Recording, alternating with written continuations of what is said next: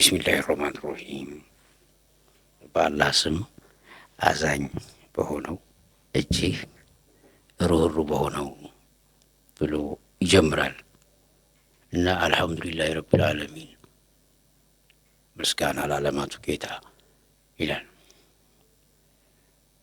ከማበሰር መጀመር ከዛ አራህማን አረሂም ጀነራል እዝነትና ስፔሲፊክ እዝነት ይገልጻል።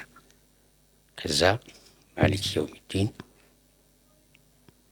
ያው ንግስናን ሄዶ ትልቁን ንግስና የንግስና ባለቤትነት ያሳያል።